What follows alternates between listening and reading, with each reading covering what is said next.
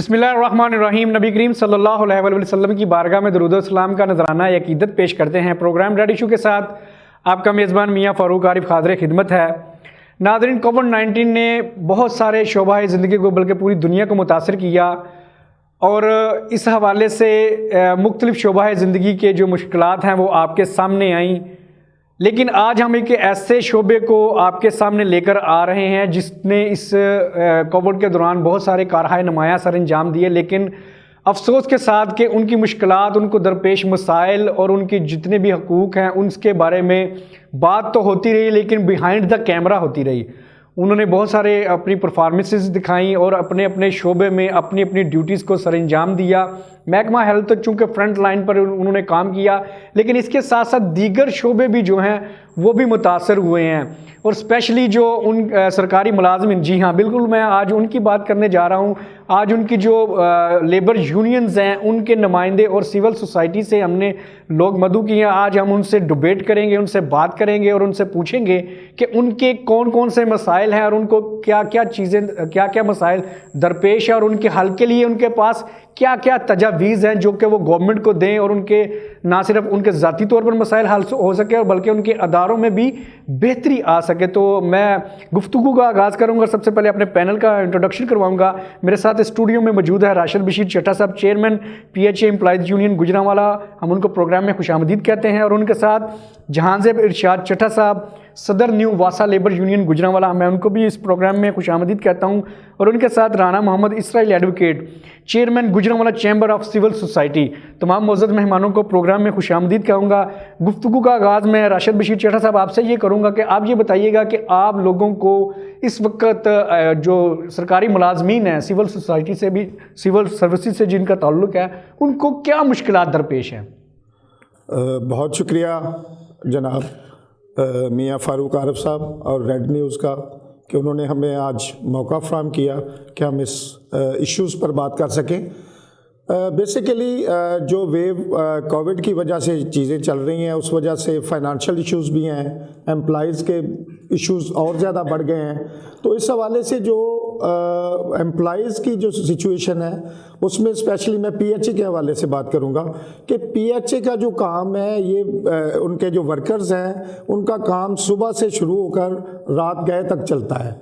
उन्होंने शहर को खूबसूरत बनाने के लिए फूल, पौधे और ग्रीन एरिया जो है वो प्रोवाइड करना होता है, लेकिन इसके साथ साथ मौजूदा सिचुएशन में जो चीज़ें चल रही हैं वो ये है कि मौसमी हालात और दूसरी चीज़ें जो हैं उनकी वजह से तो PHA एम्प्लॉयज़ यूनियन जो है, हम बहसीत उनके ओहदेदार और उनके नुमाइंदगान, हमारी ये कोशिश होती है कि हम उनके हकूक़ की बात करें, उनके इश्यूज़ को एड्रेस करें।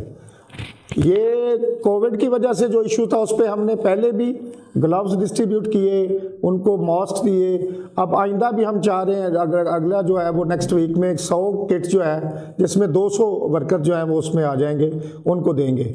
लेकिन जो इश्यूज़ हैं एम्प्लॉइज़ के वो ये है कि उनको सैलरीज़ के इशू आ रहे हैं। PHA गुजरांवाला ऐसा है जहाँ पे कोई भी DG जो है वो टिक कर नहीं बैठ रहा, कोई भी आता है अपना टाइम पीरियड पूरा करता है और चला जाता है। लेकिन उनकी तनख्वाहों के इश्यूज़ अब आ रहे हैं, बजट है नहीं। सबसे बड़ा काम जो था वो ये था कि ये जो थी मार्केटिंग, ये PHA के पास थी जिसकी अच्छी खासी अर्निंग थी। एडवर्टाइजिंग बोर्ड के जो वो सुना है कि 1-2 दिन पहले जो इसका नोटिफिकेशन हुआ है वो म्युनिसिपल कॉर्पोरेशन के पास। अब जो गवर्नमेंट ने मेन सोर्स दिया था, ओन सोर्स जो था हमारा PHA में अर्निंग का, वो खत्म हो गया है। अब आगे अच्छा, आपका दफ्तर जो है वो गुलशन इकबाल पार्क में शिफ्ट हुआ, इसकी क्या वजह क्या है सर? उसकी वजह सिर्फ ये है मियाँ फ़ारूक साहब के जो बजट के मसाइल हैं वो इतने ज़्यादा बढ़ गए हैं कि जो दफ्तर रेंट पे लिया था उसका किराया देना भी मुश्किल हो गया था। तो गवर्नमेंट की तरफ से आपको कोई एड वगैरह कोई गवर्नमेंट की तरफ से एड नहीं है, कोई ऐसी कोई प्रपोजल भी नहीं है कि इस तरह से हम इनको मैनेज करेंगे। अब इस माह तनख्वाह देने के लिए भी पैसे नहीं है गवर्नमेंट के पास, PHA के पास। जबकि कितने एम्प्लॉइज हैं आपके? वो तो हमारे जो पीएचई के एम्प्लॉइज़ हैं वो 342 के लगभग हैं, और तनख्वाह जो है वो अब 30 बंदे हमने जो है वो डेली वेजेस के कोर्ट ने ऑर्डर किए हैं, वो भी रेगुलर हो गए हैं, उनकी सैलरी भी है, वो तकरीबन 1 करोड़ महाना के करीब सैलरी। कोर्ट की आपने बात की तो पहले जो इस माजी में कुछ लोग निकाले भी गए थे आपके पीएचई से। वो जो निकाले गए थे वो इसलिए निकाले गए थे कि उस वक्त से डाउनफॉल शुरू हो गया था कि जब गवर्नमेंट ने कहा कि आपने सिर्फ अपने ओन सोर्स से इदारे को चलाना है, तो ओन सोर्स की जो आमदनी है वो उस तरह नहीं थी कि आप डेवलपमेंट भी करें और उनको सैलरीज भी दें। अच्छा, जहां शाह चड्ढा साहब, आप ये बताइएगा कि आपके भी वास्ता के मसाइल वही हैं जो पीएचए ने बताए हैं, पीएचए के जो चेयरमैन ने बताया है, कि ये आपके कुछ इससे अलग है? नहीं, अल्हम्दुलिल्लाह, शुक्र है अल्लाह का कि पहले तो मुलाजमीन के बेतहाशा मसाइल थे, लेकिन 18 साल हुकूमत की है मलिक हुमायूं साहब ने, इलेक्शन जीता है, 18 साल वो उन्होंने हुक्मरानी की है वासा पे। लेकिन पिछले साल से 2019-20 में मैंने पहली दफ़ा इलेक्शन कंटेस्ट किया, वहाँ पे 571 वोट मेरे थे और 151 वोट उनको मिले हैं। तो अभी कोई भी एक भी मुलाजम वासा का ये नहीं कह सकता कि मेरा कोई मसाइल है।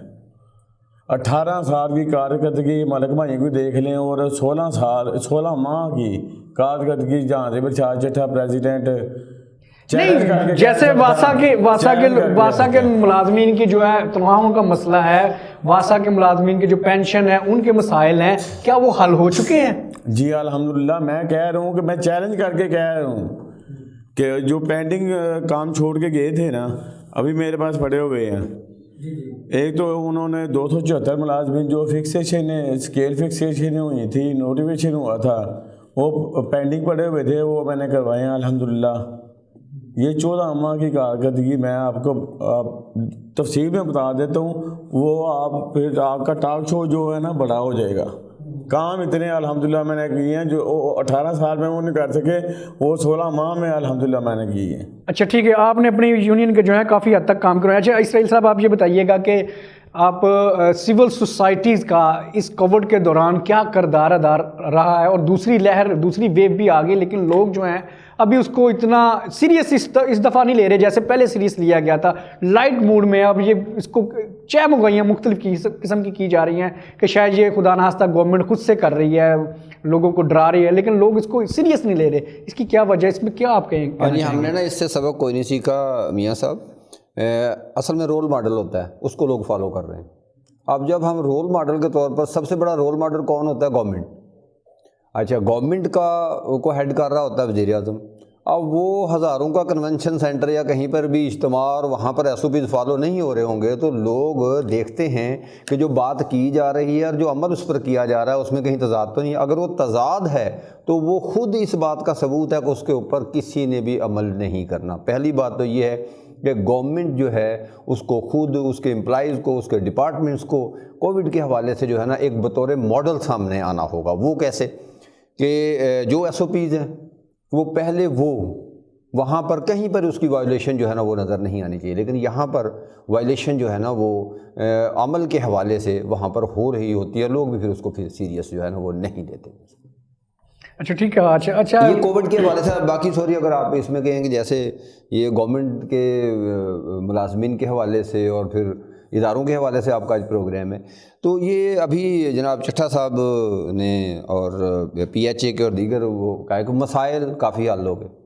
अभी बात हुई मुलाजमीन के जो है ना वो, तो लेकिन ये है कि लोगों को रिज़ल्ट जो है ना इदारों की तरफ से मिल गया रहा है। अगर PHA है या दीगर है, लोगों के इनसे किसी भी महकमे से, किसी भी गवर्नमेंट में उनको हमेशा उनसे शिकायत होती है और वो जायज़ हैं। किसी भी डिपार्टमेंट के आप चले जाए, उनकी कारकर्दगी उस हवाले से नहीं होती जिस तरह से बयान की जा रही होती है। हाँ, इसका हल क्या है? मैं सुजेशन का, अगर आपका ये जी प्लीज हल है, वो सीधी सी बात मैं उसी तरफ आना चाह रहा था। अच्छा किया आपने इसको कंटिन्यू कर लिया। यानी कि वो ज़्यादा नहीं कि उसके अंदर वो सीधी सी बात है कि हमारे पास कहते हैं जी पैसे नहीं है, ये इशू ही नहीं है। क्यों? लॉ मौजूद है कि प्राइवेट पब्लिक पार्टनरशिप के तहत आप कोई भी काम कर सकते हैं। अच्छा। हाँ, लॉ मौजूद है 30 और 70 के हवाले से जो भी है वो उस MOU में वो जा सकते हैं। किसके साथ जाएंगे? और ये काम हुए भी हैं। किसके साथ जाएंगे? यहाँ जाएं, चैम्बर के साथ जाएं, मीडिया को साथ लगाएं, वो उन चीज़ों का अवेयरनेस क्रिएट करेगा मीडिया। लॉयर्स हैं, जहाँ को लीगल उनको असिस्टेंट चाहिए, एकेडेमिया है, ये तालीमी इदारे हैं, वो सारे के सारे उनके साथ हो जाएं। और ये हुआ भी है। मसलन सियालकोट जो है वहाँ पर हुआ है, उन्होंने पैसे दिए। इवन देन के वहाँ उन्होंने अपनी एयरलाइन लॉन्च कर दी, उनका एयरपोर्ट है, बिल्कुल उनका एयरपोर्ट है। तो जब इतने बड़े बड़े हाई बजट मामला को जो है ना, नहीं तो इसराइल साहब ये सवाल तो फिर आप पे भी उठता है ना कि आप लोग भी चैम्बर की नुमाइंदगी कर रहे हैं, चैम्बर में बैठे हैं, आप लोग ऐसी क्यों नहीं सजेशंस उनको देते कि ये इस तरह के काम करें, तरक्याती काम जी करें? हमने बाकायदा रिटर्न, और फिर मैं तो कहूँगा कि गवर्नमेंट के इदारे जो उनके हेड आते हैं उनके अपने मसाइल हैं। मसलन कोई आ गया, कोई डीजी आ गया, उसको पता ही नहीं उसने कितने दिन रहना है। आप डीसी उसके तबादले देख लेना, वही सरबरा है ना इनका गवर्नमेंट मुलाजमीन का, हाँ जी, डिस्ट्रिक्ट उसको पता ही नहीं होता। आज जनाब छोटी सी जो है ना वो बड़ों से थोड़ी सी खटपट हुई और उसको पता ही नहीं है कितने दिनों से न रहना। तो ये जो गवर्नेंस की जो की है, उनको जब वो वहाँ पर कॉन्फिडेंस नहीं दिया जाएगा, उनको भी पता नहीं होगा कि उन्होंने नहीं सर, ये देखिए इंतजामी अमूर तो चेंज होते रहते हैं, लेकिन आपने इसको आगे लेके चलना है। आप इस शहर के बासी हैं, आपने शहर को आगे लेके चलना है। सिविल सोसाइटी के नुमाइंदे के तौर के ऊपर जहाँ भी सिविल सोसाइटी ने को इन्होंने आवाज़ दी है, एक मिसाल दूंगा, ये जो ग्रीन बेल्ट है आपकी, जुल्फकार चीमा साहब थे यहाँ पर। चलिए गुफ्तगू का सिलसिला यहीं से आगे बढ़ाएंगे। यहाँ पे मुझे लेनी है एक छोटी सी ब्रेक, मिलते हैं ब्रेक के बाद। Stay with us.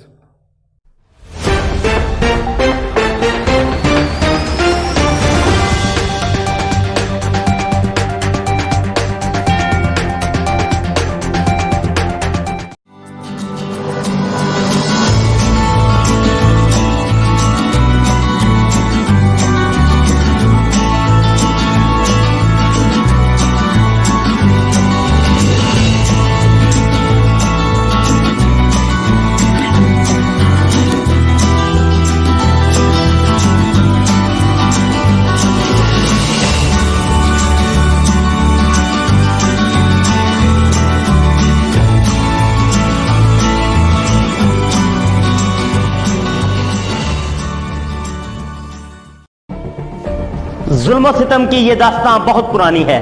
हर दौर में हलाकू, टीपू, सिकंदर ने एक तारीख लिखी है। ये जुल्म इंसाफ का सफर कभी ना रुकेगा।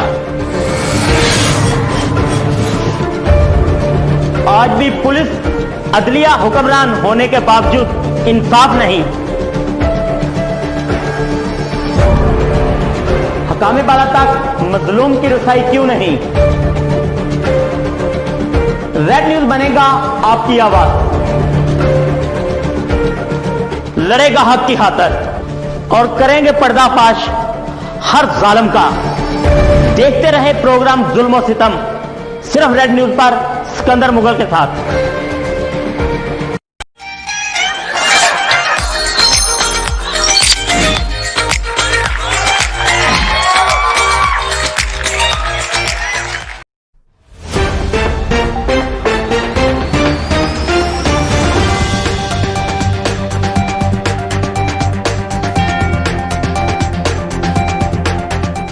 प्रोग्राम में दोबारा खुशामदीद। अच्छा, ब्रेक पे जाने से पहले गुफ्तगू का सिलसिला वहीं से शुरू करते हैं। अच्छा सर, आप फरमा रहे थे कुछ गवर्नमेंट इदारों के बारे में। ये गवर्नमेंट के इदारों के बारे में कारकर्दगी इनकी ना कहीं नज़र नहीं आ रही, और आज से ही नहीं है, ये अरसा से ऐसे ही है। और एक हुकूमत की बात भी नहीं है, जितनी हुकूमतें आई हैं लोग मुतमिन नहीं है, इनकी कारकर्दगी से मुतमिन नहीं होगी। फॉर एग्जाम्पल PHA है, एक ही तो इनके पास ग्रीन बेल्ट है, और क्या है, और उसकी हालत देख लें। 2.5 साल इस गवर्नमेंट को हो गए। उससे पहली गवर्नमेंट में फिर भी कुछ थोड़ा सा जो है ना, जो पहले अफीसरान थे, दूसरे इदारे थे, वहाँ पर एक काफ़ी अच्छा मैंने देखा था कि इसको ना खूबसूरती, फूल पौधे काफ़ी उसके। और इसके बाद आजकल और पिछले 1 साल से 1.5 साल से तो ये तो बियाबान उजाड़ जो है ना वो हो गई। एक अगर PHA की बात करें, अब रह गई वासा से, तो वासा भी जो है ना वो सिर्फ अपने इन चीज़ों के ऊपर पीछे लगे होते हैं, रिकवरी रिकवरी रिकवरी, लेकिन इनकी फैसिलिटीज़ जो है ना वो आवाम उनसे भी मुतमिन नहीं है जो है। अच्छा अच्छा साहब, आपकी कारकर्दगी से अवाम तो मुतमिन नहीं है, तो फिर आप बढ़ा चढ़ा के अपनी कारकर्दगी को पेश कर रहे हैं। राशिद बताइए ज़रा। इसमें जो बात की है इसराइल साहब ने, इसमें 2-3 चीज़ फैक्टर हैं। एक तो जब भी कोई गवर्नमेंट बदलती है, नई गवर्नमेंट आती है, तो जो हायर ऑफिशियल्स होते हैं वो चेंज हो जाते हैं। और जब कोई नया बंदा आता है पिछली सूरत हाल के बाद, उसका नया ज़हन होता है, वो नए तरीके से चलाने की कोशिश करता है। अलबत्ता पब्लिक प्राइवेट पार्टनरशिप का जो प्लान था वो बहुत अच्छा था, इससे पहले भी वो एक डीसी थे नबील अवान साहब, उन्होंने किया एडवर्टाइजमेंट कंपनियों के साथ मिलकर, और पूरे जीटी रोड पर उन्होंने वो लगाई स्ट्रीट लाइट्स लगाई। अब भी जो है PHA ने मुख्तलिफ लोगों को ऑफर्स किया है, बल्कि उनके साथ प्लान भी हुआ है कि मुख्तलिफ चौक्स डेवलप करें। तो उसमें पब्लिक प्राइवेट पार्टनरशिप के हवाले से चीज़ें चल रही हैं। आने वाले वक्त में डेफिनेट PHA में भी पब्लिक प्राइवेट पार्टनरशिप शेयर करें ना हमारे साथ, वो जो फ्यूचर प्लानिंग है आपकी, वो शेयर करें ना हमारे साथ। इन फ्यूचर जो है वो डिटेल में तो चट्टा साहब आपको बता देंगे, लेकिन कुछ 4-5 जो हाउसिंग सोसाइटियां हैं उन्होंने को इनको रिक्वेस्ट की है कि आप हमें इस पे जो है वो बताएं जी चट्टा साहब को, क्या फ्यूचर प्लानिंग है आपकी, आपने अब तक क्या क्या किया है अपने अदारे के लिए सर? नहीं, पहले तो मैं ये बताना चाह रहा हूँ कि जो मेरे मोहतरम हैं बड़े भाई हैं, इन्होंने अर्ज़ किया जी वासा नज़र नहीं आ रहा, PHA नज़र नहीं आ रहा। PHA में तो चले अभी मुझे चार्ज मिला है ना, लेकिन वासा में 18 साल से जब मलक हुमायूं की हुकूमत करता है तब तक मैंने एक भी TV चैनल पे ये नहीं सुना कि उसने क्या किया, कुछ नहीं किया। लेकिन अल्हम्दुलिल्लाह मैं आपको बताना चाह रहा हूँ सर सिर्फ सुने जी सर, मैं मेरे कान दोनों के दोनों आपकी तरफ। ये 50% अलाउंस लगाया है सर वासा मुलाजमिन को, ठीक है। उसके बाद 60% अलाउंस लगवाया है, स्पेशल अलाउंस जो है वो लगवाया है, DPC करवाई है। मेरा ख्याल है कि आपको सवाल ना फारूक साहब नहीं मैं आपको जवाब दे नहीं, आपने मेरी बात पे ना जी सर प्रेसिडेंट मैं हूँ वासा का, तो आपने मुझसे सवाल किया तो मैं आपको जवाब दे रहा हूँ जी, ठीक है। वो तो सुन रहे हैं जी, कंटिन्यू करें। तेरी तरह आज तक रेगुलर नहीं थी हुई वासा मुलाजमिन की, ठीक है, वो नहीं हुई। और जो कावड़ आया है, पहली दफ़ा कावड़ में पर मंथ 300 रुपया हर मुलाजम को उसकी सैलरी अकाउंट में जा रहा है, 300 रुपया पर मंथ मास्क के लिए। अच्छा राशिद साहब, मेरा आपसे सवाल ये है कि इस गवर्नमेंट ने इस साल जो है सरकारी मुलाजमिन की तनख्वाहों में इजाफा नहीं किया, तो इसके क्या असरात मुरतब है? जबकि महंगाई का एक सैलाब उमड़ आया है, तो इससे आपके क्या मसाइल, लामहला मसाइल तो पैदा हुए हैं? देखें जी, जो सिचुएशन मौजूदा है, जो एक साल में जितनी ज़्यादा महंगाई हुई है, अगर उसको तनख्वाहों के साथ मल्टीप्लाई करें तो वो 100% महंगाई बढ़ गई है, जबकि तनख्वाहों में 1% भी इजाफा नहीं हुआ। 22 साल की हिस्ट्री में ये पहली गवर्नमेंट है जिसने जून में किसी मुलाजम की 1% भी तनख्वाह नहीं बढ़ाई, और ये सबसे बड़ा इस्तेहसाल है मुलाजमिन का। उसके साथ आप महंगाई की शरह देख लें, आटे की कीमतें देख लें, चीनी की कीमतें देख लें, आप रोज़मर्रा की अशिया की कीमतें देख लें, आप यूटिलिटी बिल्स की सिचुएशन देख लें, तो ये इससे मुलाजमिन जो है उनकी जो इकनॉमिक ग्रोथ होने की बजाय वो बिल्कुल और डिप्रेस्ड हो गए हैं, नीचे चले गए हैं। और ये मैं आज इस प्लेटफॉर्म से, रेड इश्यूज़ के प्लेटफॉर्म से गवर्नमेंट से ये मुतालबा करता हूँ कि कम अज़ कम तनख्वाहों में पिछले ढाकर लीव्स जो हैं उनको जम करके तो कम अज़ कम 50% इस दफ़ा तनख्वाह बढ़ाएं, तब जाके मुलाजमीन जो है उनको कुछ जो है वो रिलीफ मिलेगा। अच्छा सर, इस प्लेटफॉर्म से तो आप ये बता रहे हैं, आपने अपनी यूनियन के प्लेटफॉर्म से क्या स्ट्रगल की है अपने मुलाजमीन के लिए? ये तो बड़ा कॉमन सा एक मसला है सर। हम हर सतह पे जो है वो अपनी आवाज़ भी उठाते हैं, DC लेवल पर, कमिश्नर लेवल पर, मिनिस्टर तक हमने एप्लीकेशंस मूव किए हैं, फिर सेक्रेटरी साहब को, फिर CM साहब को भी। अब हम ये चाहते हैं कि ये लोग थोड़ा सा, अब इस दफ़ा तो फिर कोविड की वजह आ गई, फिर इंटरनेशनल मसला था, सारे लोग इस वजह से थोड़ा सा थे। अब इंशाल्लाह ताला हम आगे मूवमेंट चलाने जा रहे हैं जिसमें हमारा यही मुतालबा होगा जो मैं आपको बता रहा हूँ कि अढ़ाकर लीव जो है इनको जम करके इसमें कम से कम 50% इजाफा किया जाए, ताकि मुलाजमीन के बच्चों की जो स्टडी है वो डिस्टर्ब ना हो, हेल्थ इशूज़ डिस्टर्ब ना हो, और उनके बुनियादी जो ज़रूरियात है। जहांगीर साहब, आप ये बताइएगा, आपने इस मसले पर अपने मुलाजमीन की फलाह बहबूद के लिए क्या किया है कि उनकी जो है सैलरीज वो इस साल नहीं बढ़ी, तो उनकी आपने आवाज़ कहाँ बुलंद की है? जैसा कि चड्ढा साहब ने फरमाया है वैसे ही मैंने लेटर लिखे हुए हैं, ठीक है, कमिश्नर साहब को, मिनिस्टर साहब को, CM साहब को, कि जिस रेशो से हमारी जो अपना महंगाई बढ़ रही है ना, मुलाजमिन की तरह क्यों नहीं बढ़ रही। ये पहली हुकूमत ऐसी आई है कि जिसमें मुलाजमिन की तनख्वाही नहीं बढ़ रही लेकिन महंगाई बढ़ती जा रही है। तो इंशाल्लाह वो रिस्पांस पॉजिटिव मिला है। मुझे एक जवाब आ गया मुझे मिनिस्टर साहब का। क्या जवाब दिया उन्होंने सर? उन्होंने बोला कि आप मुझसे मीटिंग करें, मैं अपनी कबीना के साथ जाके उनसे मीटिंग करूँगा इंशाल्लाह नेक्स्ट वीक में। तो इंशाल्लाह हम मुलाजमीन के अच्छा इसराइल साहब, ये वाकई बड़ा कॉमन सा मसला है कि इस साल इनकी मुलाजमीन की तनख्वाहें नहीं बढ़ी, लेकिन आपने वर्किंग बोझ जो है ना उस इनके ऊपर बहुत ज़्यादा बढ़ा दिया है। और आवाम की नुमाइंदगी करते हुए सिविल सोसाइटी की जैसे आप नुमाइंदगी करें, आप लोग इनसे तवक्कुआत बहुत ज़्यादा वाबस्ता कर ली हैं, इस पर अब आप क्या कहेंगे? नहीं, ये बात इनकी बिल्कुल दुरुस्त है कि मुलाजमीन के ऊपर ना प्रेशर है, फिनंशियल प्रेशर भी है। और दूसरी, लेकिन एक्चुअल जो है ना मसला ये है कि सर गवर्नमेंट को ना गवर्नमेंट करना नहीं आ रही। जिनसे काम लेना है उनको इन्होंने थ्रेट किया हुआ है। क्या थ्रेट किया हुआ है कि जिसने काम किया वो अंदर होगा। ये वैसे बड़ी बात आपने की है, नो डाउट। अफसराने वाला और बिलखसूस जो मुलाजमीन है इस वजह से काफ़ी सारे परेशान हैं। मुलाजिम जी काम करेगा, पहले तो होना ये चाहिए था जो काम नहीं कि वो अंदर हो।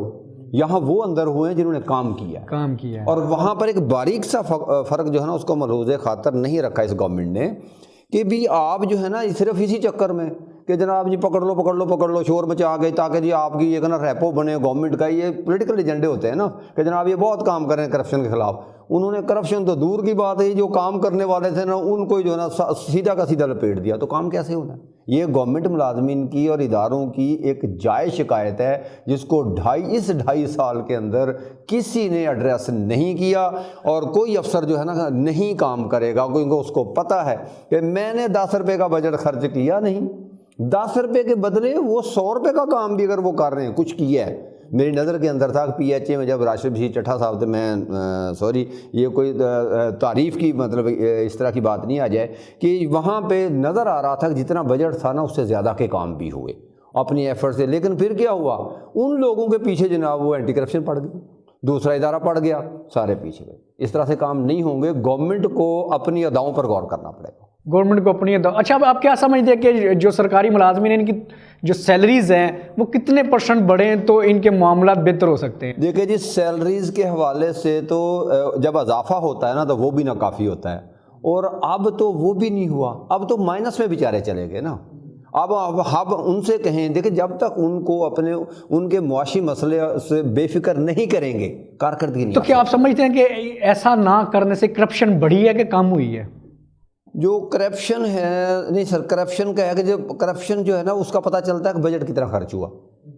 अच्छा, बजट की सिचुएशन क्या, आप है दादो शुमार मंगा ले, यहाँ बजट लैप्स हो रहा है। अच्छा, बजट लैप्स हो रहा है। यस, इदारों से आप एक यहाँ जो है ना वो इंफॉर्मेशन एक्ट है हमारा ना, राइट टू इंफॉर्मेशन, उसके तहत एक इनसे पूछ लिया जाए कि बताएं जी इस इदारे लोकल गवर्नमेंट ऑर्डिनेंस 2002 में वो है जो है ना वो पूछ लिया, ये ना चौंका देने वाले इंकशाफात होंगे कि बजट वापस चला जाए। क्यों जी चट्टा साहब, आपके जो अदारे क्या कोई बजट लैप्स हुए हैं? नहीं, उसमें मुख्तलिफ इदारों की ये बात कर रहे हैं। उसमें कॉरपोरेशन है, हेल्थ है, एजुकेशन है, इस तरह के डेवलपमेंट की एजेंसीज़ हैं, तो उनमें होगा। लेकिन मैं इस हवाले से थोड़ा सा बताता चलूँ कि वज़ीर-ए-आज़म का जो बहुत बड़ा प्रोग्राम था 10 बिलियन ट्री सुनामी प्रोजेक्ट, वो ऐसा प्रोजेक्ट है कि जिसने इंटरनेशनली उसको जो है वो पजीराई मिली कि ये अच्छा काम है। और क्लाइमेट चेंज के हवाले से भी और ये आने वाली जनरेशन के लिए भी ट्री प्लांटिंग जो है ये बहुत इम्पोर्टेंस है इसकी, क्योंकि इंसान जो है वो ऑक्सीजन उसे साफ मिलेगी तो उसके हेल्थ इश्यूज़ कम होंगे, उसकी ब्रेन जो है वो ठीक होगी। तो उस हवाले से मैं आपको बताता चलूँ कि उसमें 2 तरह के प्रोग्राम है। एक है उसमें फेडरल शेयर है और एक प्रोविंशियल शेयर है। अच्छा। तो जो उसकी पोजीशन है मैं उस पर ज़रा फोकस करूंगा और वहाँ पे जो मुलाजमीन है उस पर थोड़ा सा बताऊंगा। आप 2 मिनट दीजिएगा प्लीज़। उसमें देखें, बिल्डिंग है ना एक, आप उसको शुरू करते हैं उस फाउंडेशन तक आके या उसका फर्स्ट लेंटर डल गया तो उसकी ख़त्म हो गई। लेकिन पौधे हैं ना, इसको आपने डेली पानी भी देना है, इसकी देखभाल भी करनी है, तो तब जाके वो सर्वाइव होगा। वो एज ए आपने ह्यूमन उसको ट्रीट करना है, तब उसकी परवरिश हो।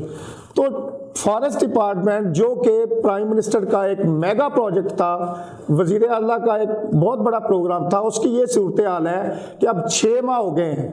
6 माह जुलाई से लेकर अब तक वहाँ पर बजट रिलीज़ नहीं हो सका। अब 6 माह में जब एक आप इसको देखें और इसकी अगर आप पानी नहीं लगाते, उसकी प्रॉपर गोडी नहीं करते, उसकी आप स्क्रूटनी नहीं करते, ट्रिमिंग नहीं करते, तो वो सर्वाइव नहीं कर सकता। तो ऐसी सिचुएशन में जो मसाइल वहाँ पे फॉरेस्ट मुलाजमीन के हैं वो इतने ज़्यादा बढ़ गए हैं कि वो पेट्रोल पंप के भी मकरूज़ हैं, वो लेबर के भी मकरूज़ हैं, वो जनाब वहाँ पे काम करने वाले जो औजार हैं, जो मशीनें हैं, उनको ठीक करवाने वालों के भी मकरूज़ हैं। तो ऐसी सिचुएशन में काम करना बहुत ही मुश्किल है। और ऊपर से जो वहाँ पे सिचुएशन है फॉरेस्ट डिपार्टमेंट में, टिम्बर माफिया की आप देख लें, ये वहाँ पे इलेक्ट्रिक कारें आ गए हैं, वो जदीद हैं, लेकिन वहाँ पे फॉरेस्ट गार्ड और फॉरेस्टर्स जो हैं वो अच्छा, आपने बिलियन ट्रीज की आपने बात की है, तो एक भी सहूलत मुझे अच्छा चट्टा साहब, आपने बिलियन ट्रीज की बात की है, तो अपोजिशन की तरफ से इस पर जो है ना काफ़ी सारे सवालात उठाए जा रहे हैं, काफ़ी सारे इस पर करप्शन के भी इल्ज़ामात लग रहे हैं।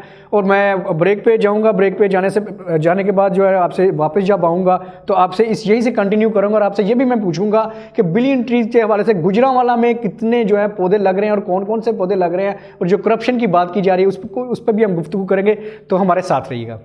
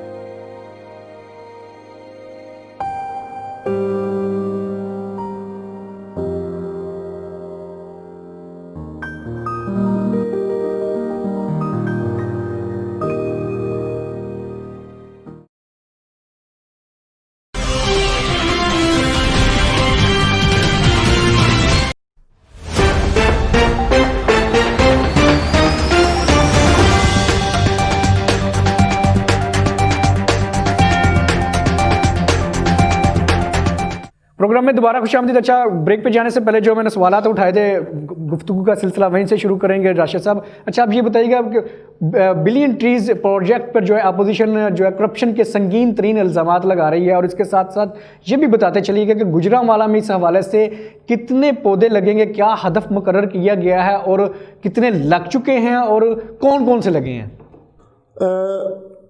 मियाँ फारूक अरब साहब, ये जो पोजीशन है ना अपोजिशन की, इस हवाले से मैं आपको बड़े वसूख से ये बात कहता हूँ कि आप जितनी भी रीचेज़ हैं ना गुजरांवाला डिवीज़न की, गुजरात की, सियालकोट की, ये सर्कल बनता है गुजरांवाला का, बल्कि पूरे पंजाब की, ये 100% एट साइड कायम हुए हैं और वहाँ पर 90 to 95% सक्सेस है। उसकी एक वजह यह है कि वहाँ पे जो फील्ड मुलाजमीन है, अगर वो काम करवा लेते हैं, उसमें कोई नाकामी आती है तो उनको रिकवरी डाल दी जाती है उस काम की। अब जो सिचुएशन में आपको पहले बता रहा था फंड्स की, अगर फंड्स नहीं भी आ रहे तो वो अपने आप मैनेज करके लोकली वहाँ पे वो करवा रहे हैं, और उसमें पौधे, उसमें जामन लगा है, अमरूद लगा है, अमलतास लगा है, कचनार लगा है, यूकलिप्टस है, शीशम है, कीकर है, फलाई है, और इस तरह मतलब काफ़ी कुछ 30-35 किस्म के। उसमें हम देखते हैं कि वहाँ पे जो सिचुएशन है वहाँ पे साइल की सिचुएशन के मुताबिक, यानी कि आपको कहने का मकसद ये है कि वहाँ पे ऐसे पौधे लग रहे हैं जिनसे अर्निंग भी हो सकती है, जिनसे अर्निंग भी होगी और आपका जो है वो क्लाइमेट भी चेंज होगा, आप नई जनरेशन को ऑक्सीजन भी मिलेगी, गवर्नमेंट को रेवेन्यू भी मिलेगा, और सबसे बड़ी बात जो हमारा वाइल्ड लाइफ है और जो हमारे परिंदे हैं, इंशाल्लाह ताला जितनी तेज़ी से वो ये पौधे लग रहे हैं, आने वाले वक्त में उनके लिए बड़ा अच्छा जो है वो एनवायरनमेंट। गुजरांवाला में कितने अब तक लग चुके हैं और कितने का जो टारगेट है? गुजरांवाला में जी जो नर्सरीज है, नर्सरीज में तकरीबन 7 लाख पौधा जो है वो तैयार हुआ था। अच्छा। उसके अलावा मुख्तलिफ बेला जात में, रोड्स में, एजुकेशन, डिफेंस और हेल्थ को हमने वो पौधे डिस्ट्रीब्यूट कर दिए हैं, और ये तमाम पौधे एट साइड जो है लग गए हैं और कोई भी उनको जाके चेक कर सकता है। अच्छा जहांजेब साहब, आप ये बताइएगा कि आपके वासा की फ्यूचर प्लानिंग क्या है? कहा यह जा रहा है कि वासा एक सफ़ेद हाथी बन चुका है, लोगों के वहाँ पे मसाइल नहीं हल हो रहे, तो इस हवाले से ज़रा शॉर्ट टाइम में बताइएगा। अच्छा, शॉर्ट टाइम में बात ये है कि अभी मैं वासा की बात भी करूँगा और PHA भी करूँगा, क्योंकि PHA जो है ना, वहाँ पे मुझे चार्ज मिला 2 दिन पहले, कमिश्नर साहब की मेहरबानी है, उन्होंने मुझे चार्ज दिया। वहाँ पे सीट खाली थी, सारे काम पेंडिंग पड़े हुए थे, ना वहाँ पे DDA&F था, ना डाटा A&F था, ना DG है, कोई चीज़ नहीं थी, काम सारा बंद पड़ा हुआ था, कोई काम नहीं था हो रहा। तो ट्री प्लांटेशन जो है वो सबसे मेन है वज़ीर आज़म साहब की ना विजन जो है ना, ग्रीन एंड क्लीन पाकिस्तान, ठीक है। तो अल्हम्दुलिल्लाह मैंने वो 500 से शुरू करवा दिया हुआ है, तो ट्रीज भी लगे हुए हैं। अब आप देखेंगे चेंज, आप कल देख रहे हैं, आप रोड पे निकल के परसों देख लें, ये 3 दिन से ना बहुत अच्छे नर्सरी भी हमारी बिल्कुल, मैंने अपना चेकिंग की है, डेली मैं अटेंडेंस लगाता हूँ, जाके खुद चेक करता हूँ। लेकिन वजह वहाँ पे मैंने देखा है कि जी अब स्टाफ जो है वहाँ पे PHA में स्टाफ जो है उसकी सैलरी बनती है 9.8 मिलियन, और उसके अकाउंट में पैसे पड़े हुए 2.7 मिलियन। अभी वो बंदे काम कर रहे हैं ना, सुबह उठते हैं बेचारे, सर्दी है, धुंध पड़ी होती है, लेकिन वो काम कर रहे होते हैं। मैं अटेंडेंस लगाता हूँ, जाके चेक कर रहा हूँ मैं। वासा की फ्यूचर प्लानिंग बताइएगा थोड़ी सी। वासा में तो मैंने अल्हम्दुलिल्लाह इतने काम करवा दिए हैं कि वासा में तो मुलाजमीन को कोई शिकायत ही नहीं है। अच्छा, मुलाजमीन को कोई शिकायत नहीं है? ना, वो मुलाजमीन को कोई शिकायत नहीं है। तो अगर कोई शिकायत लेके आ गया तो फिर आप क्या करेंगे? तो आप मेरा गिरफ्तार पकड़ लेना। ठीक होगा जी। अच्छा जी, राना इसराइल साहब, आप ये बताइएगा, ये जो तमाम तर बातें बताइए बिलियन ट्रीज़ के हवाले से, जो बड़ी लोगों में भी बड़े सारे तहफ़्फ़ुज़ात पाए जा रहे हैं कि बिलियन ट्रीज़ लगा रहे हैं, क्या आप समझते हैं कि ये गवर्नमेंट एक्यूरेट वो इस प्रोजेक्ट पे काम कर रही है? यहाँ तो कोई नहीं नज़र आ रहा, गुजरांवाला में कहीं नहीं नज़र आया। अच्छा, ये जो जितना नज़र आ रहा है वो हर साल इनकी शजरकारी मुहिम होती है, लेकिन बिलियन ट्री के हवाले से हमें कोई चीज़ ना नज़र नहीं आई। एक तो ये आपकी, मैं ना कोई सजेशन सर डेवलपमेंट के हवाले से सर देना चाहूँगा। 1 मिनट टाइम देंगे नहीं सर, मेरी ज़रा बात कंटिन्यू हो जाए फिर आप करें। सर सजेशन है सर, हाँ क्रॉस आप कर लेना। अच्छा, उसमें सर मेरी ना, मैं कोई सजेस्ट करना चाह रहा हूँ गवर्नमेंट इदारों के हवाले से। नंबर 1, गवर्नमेंट इदारे जितने भी हैं ये मास्टर प्लान गुजरांवाला का डेवलपमेंट का बनाए। अगर मास्टर प्लान नहीं बनेगा तो वही होगा जो हो रहा है कि पहले सड़क बनती है, फिर उसको खाड़ने वाले आ जाते हैं, खुद ही खाड़ने वाले जाते हैं। बिल्कुल ऐसे ही। यहाँ हमारी जो नीड बेस्ड मास्टर प्लान बने, और मास्टर प्लान को इम्प्लीमेंट कराने के लिए एक अथॉरिटी या कोई भी इदारा। अच्छा, मोटे मोटे उस मास्टर प्लान में हो क्या? नंबर 1 कि हमारे पास हज़ारों एकड़ जगह मिल जाएगी, कमर्शियल जगह, अगर हम रेलवे लाइन को अंडरग्राउंड कर दें या शहर से बाहर ले जाएं, और सारे के सारे गवर्नमेंट इदारे जो हैं वो जितनी ये स्पेस मिलेगी चंदा किला से लेकर और ये रावाली से आगे तक को, जितनी रेलवे लाइन को बाहर ले जाने से या अंडरग्राउंड करने से जो स्पेस मिलेगी, उसे ही ये बेच कर या जो भी कोई उसका वो तरीक़ेकार करें लीज पर दे के, वो सारे के सारे पैसे वहाँ से आ जाएंगे। यहाँ जो जेल हमारे शहर के अंदर है, और आपके यहाँ भी जो है ना वो सिग्नल नहीं आ रहे, सारी दुनिया को इन्होंने तंग किया हुआ है जैमर लगा के, इसे बाहर ले जाएं और यहाँ ख़वातीन यूनिवर्सिटी बनाएं। अच्छा, और बहुत इदारे क्या करें, मैं इदारों के जी क्या शहरी क्या चाहते हैं? जी, शहरी क्या चाहते हैं? बेहतरीन हमारे पास यहाँ पर नहर गुजर रही है, कैनाल, उस सारे के सारे को ना रिक्रिएशन में बदल दिया जाए, उसके ऊपर जो है ना उसको फ्लाईओवर बना दें, कुछ बना दें, वहाँ कश्तियाँ चलें, वहाँ लोग रात को जाएं, वहाँ पर फास्ट फूड की जो है ना वो बना दें आप जो है ना वो फूड स्ट्रीट टाइप बना दें, खूबसूरत तरीन प्लेस जो है ना, और वहाँ से जितने मर्जी ये पैसे कमाएं। कर रहे तो सही, कर ही नहीं रहे, करना ही नहीं चाहते ये जो है ना, ये पता नहीं इनके क्या मसाइल होंगे जो है ना। दूसरी बात कि ये जो है ना यहाँ पर जो और खूबसूरती भी बढ़ेगी, हाई राइज की तरफ जाएं, हाई राइज की तरफ, हाई राइज बिल्डिंग की तरफ। जरी जमीन को सारा जमीन उन्होंने सारी उड़ा के रख दी, तबाह बर्बाद कर दी। किन्होंने उड़ा के रख दिया? जिम्मेदार गवर्नमेंट इदारे हैं, जीडीए जिम्मेदार है, उसने अपनी आंखें बंद की हुई हैं। जीडीए एक हाउसिंग सोसाइटी नहीं दे सका।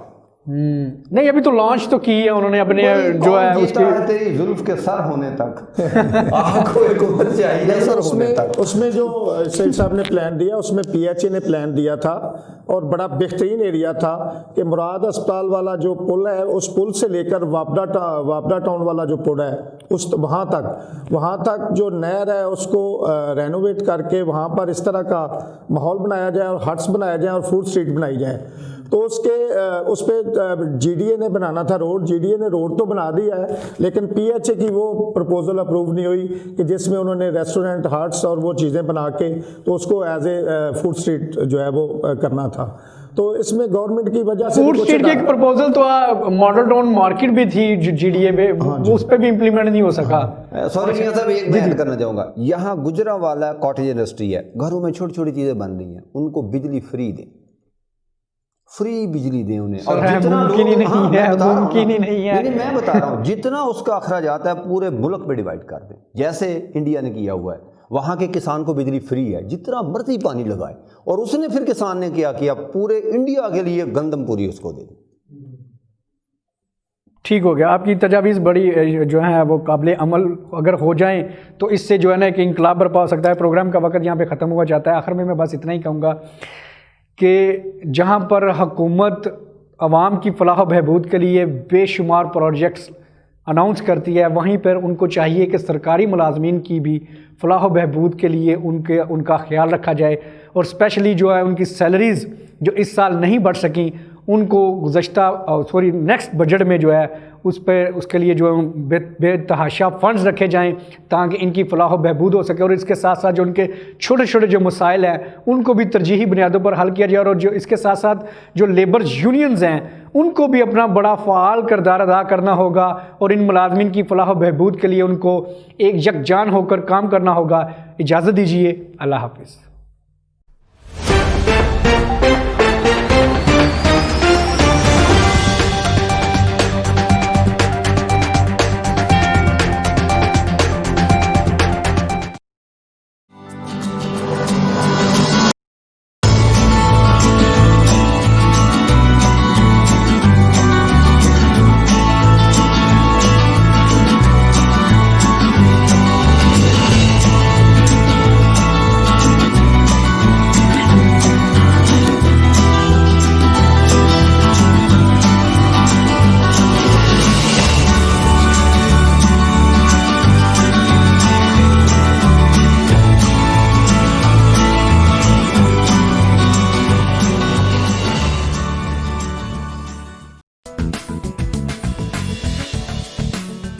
ਵੱਡਾ ਚੌਧਰੀ ਹਾਜ਼ਰੇ ਖਿਦਮਤ ਮੈਂ ਚੌਧਰੀ ਆ ਹੈ ਖਲਾ ਦਵਾਂ ਮੈਂ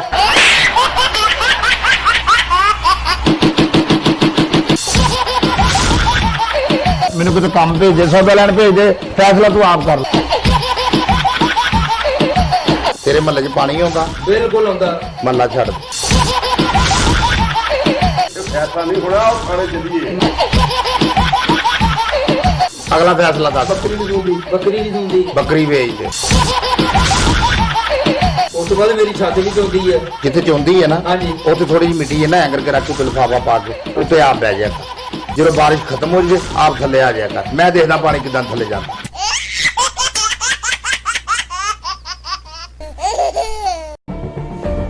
जुल्म सितम की ये दास्तां बहुत पुरानी है। हर दौर में हलाकू, टीपू, सिकंदर ने एक तारीख लिखी है। ये जुल्म इंसाफ का सफर कभी ना रुकेगा। आज भी पुलिस, अदलिया हुक्मरान होने के बावजूद इंसाफ नहीं। हकामे बाला तक मजलूम की रसाई क्यों नहीं? रेड न्यूज बनेगा आपकी आवाज, लड़ेगा हक की खातिर और करेंगे पर्दाफाश हर जालिम का। देखते रहे प्रोग्राम जुल्म और सितम